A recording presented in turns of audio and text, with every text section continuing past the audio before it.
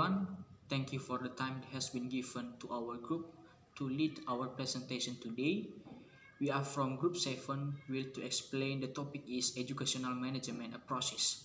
But before we are going to explain that for us, the Honorable, our lecturer is Madam Nursayani Maruau, MPD, and beloved all of my friends. Now, I will to introduce our member group for you. My name is Ardian Sudagula. I'm as moderator and also first explainer, Ican Kurniawati Daily as second explainer, and Anselmus Journey Lahagu as third explainer. That's all about our member group. And now we will start our presentation. The topic is educational management approaches. For the first is part A, understanding of educational management. Alright, understanding of educational management. Based on the definition of educational management, we must to know about how to manage the education itself to be better.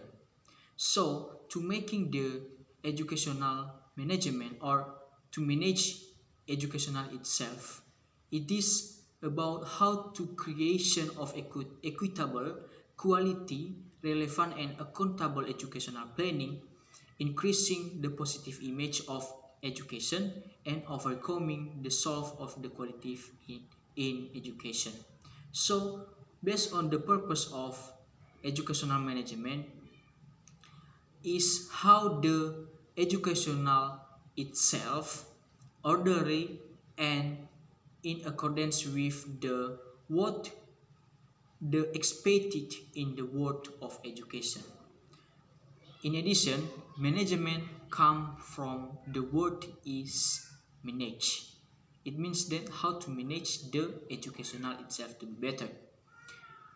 Management is carried out through a process and is managed based on the sequence and function of the management itself. Management is managing the resource owned by the schools of or organization, which include humans, money, methods, material, machines, and marketing, which are carried out systematically in a process. According to Stoner, management as a process of planning, organizing, leading, and supervising the work of the organization and to use all available organizational research to achieve clearly stated organization goals. It means that the management education is about how to planning, how to organizing, and how to leading, and how to supervising about the something you need, for example, or schools or university, for example. It is to make the clearly and easy to achieve the target or the objective about the education. So that's all about understanding of educational management. Now we will move to explain for you about part B is educational management approach. There are many kinds of approaches in educational management. The first is management as cooperation. Cooperation in management is important because to achieve the goals of the school's organizational that have been formulated that require various expertise in various fields of education. Internally, a quality school requires people who have expertise such as principals as managers with expertise as leaders, teachers who have good classroom management skills, guidance and counseling staff, administrative staff who have skills in information management system and administration, for various data needs regarding schools activities and which are no less important for managers' decisions. It means that in a unit or a schools, it is need a cooperation because to make the quality in education itself, it is get by the students or by government, because cooperation in here is must be to create by the schools managers policymakers, staff, the teachers, internal and external schools, and all of the organization that has relationship with the education or in a unit in a school, for example. To make good relationship cooperation, it is have the four principle. The first is must be respect, the second must be trusted, the third must be appreciate, and the fourth must be profitable. That's all. The second approach is management as a process. According to Christian in 2017 said that the process is a change in object or organism, especially behavioral or psychological change. In other words, all activities in organizational are processes. If the organization in question is a school, teaching and learning activities, schools management activities, and school administration activities are a process. It means that all of the activities that has doing by the teacher or the policymaker in the schools, for example, to teach the students, to teach the learners, it is a process, it is a management of the process.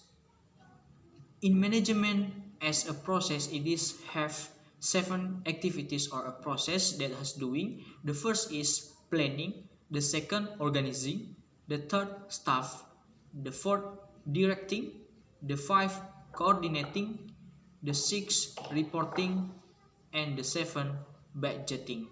So that's all about all activities as a process.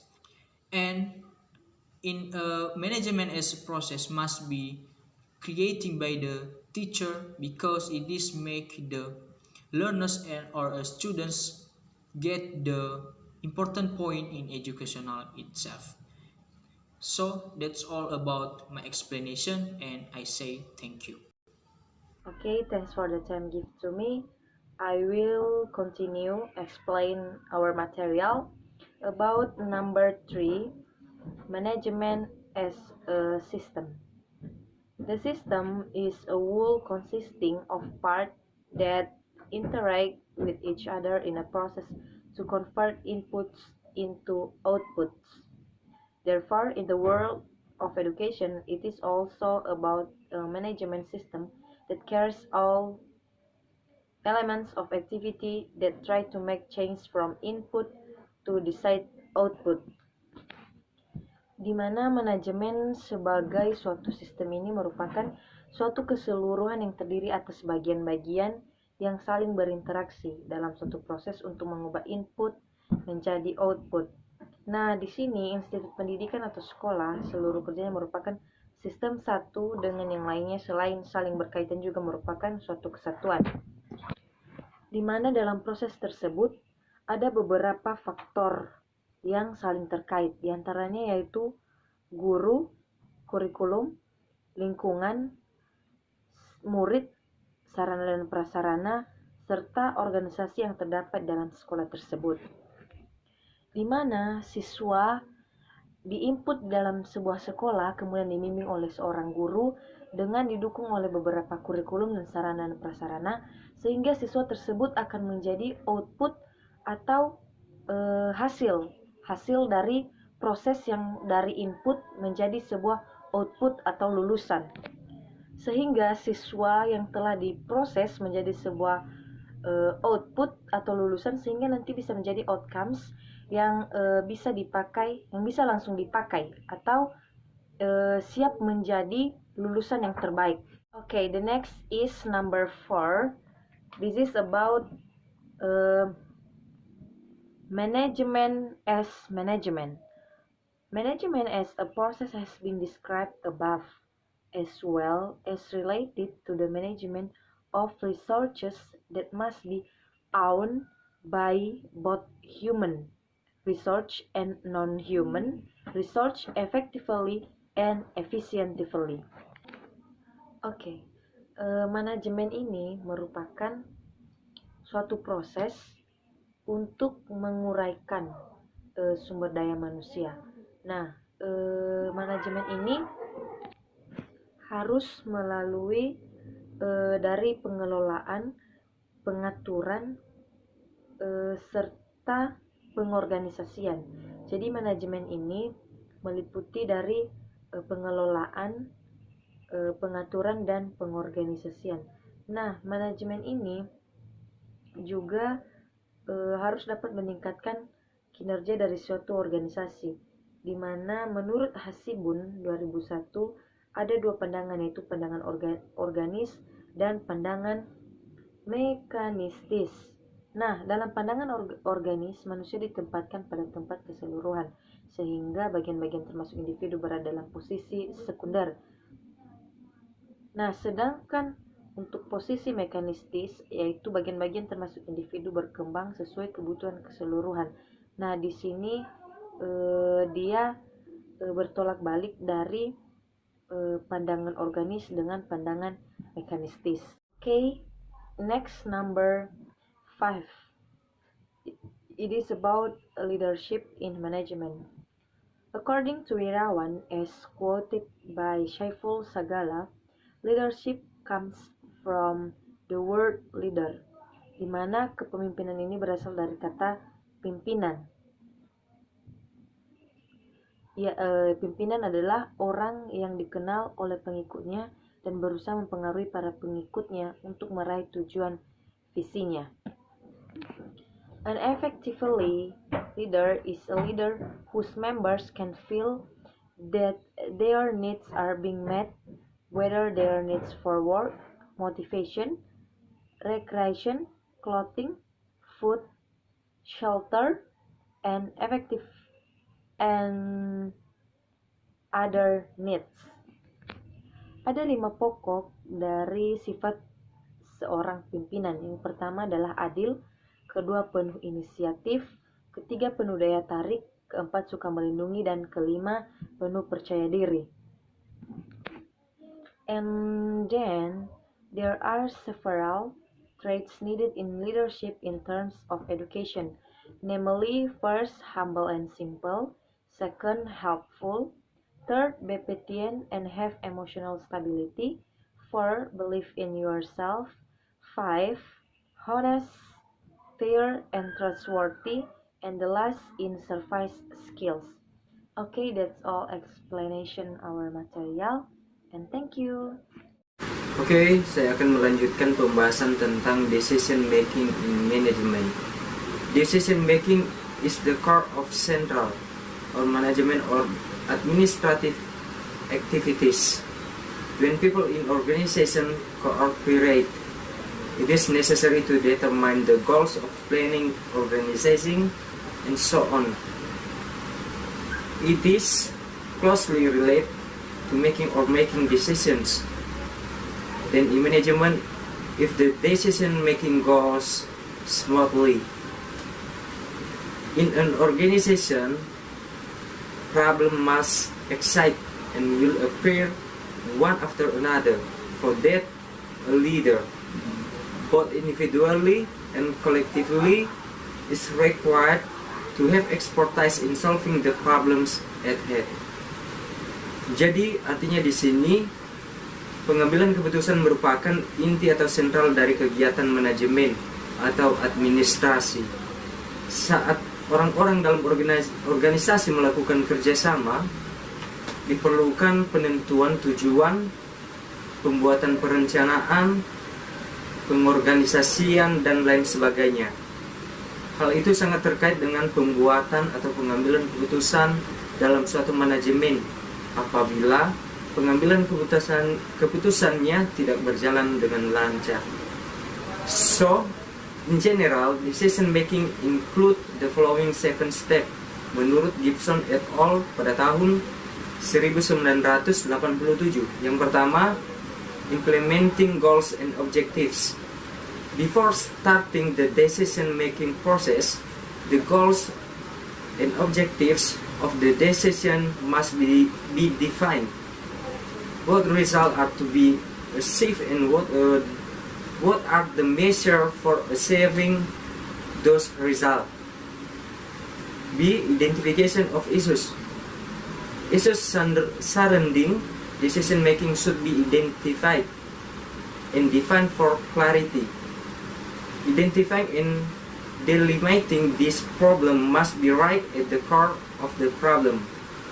So it requires excavation efforts.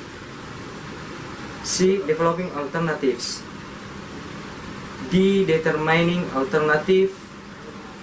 Choosing an alternative. The next, implementing decisions.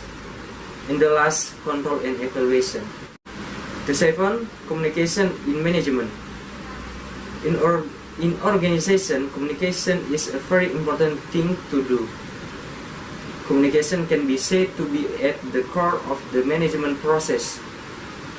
Communication is a means for establishing a relationship between a person and another person.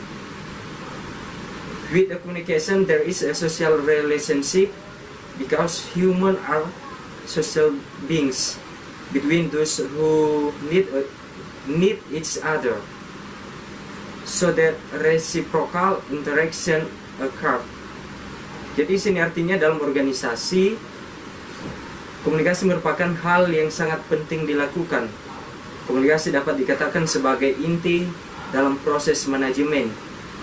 Komunikasi merupakan sarana untuk terjadinya hubungan antara seseorang dengan orang lain. Dengan adanya komunikasi, maka terjadilah hubungan sosial, karena bahwa manusia itu adalah sebagai makhluk sosial di antara yang lain dengan yang lainnya. The next, administration in management. In the management of supporting activities are very important, namely administration. It is very effectively in seluruh organizations, especially education institute or school. At the beginning of administration means the preparation of the statements drawn up systematically and record it in writing with the intent to obtain particulars in third activity school and the relationship between activities with one another. Administration can also be interpreted as a place where activities relate to information and handling of information are carried out. Jadi dalam manajemen ada kegiatan pendukung yang sangat penting, yaitu ketatausahaan. Hal ini sangat terlihat dalam seluruh organisasi, khususnya lembaga pendidikan atau sekolah. Pada mulanya, ketatausahaan berarti penyusunan terhadap keterangan yang dibuat secara sistematis dan mencatatnya sebagai tertulis dengan maksud untuk mendapatkan keterangan seluruh kegiatan-kegiatan sekolah dan hubungannya antara kegiatan yang satu dengan yang lainnya. Ketatausahaan juga dapat diartikan sebagai tempat berlangsungnya kegiatan yang berhubungan dengan informasi dan penanganan informasi yang dilakukan. Jadi demikian aja penjelasan dari saya. Kami serahkan kepada moderator. Terima kasih.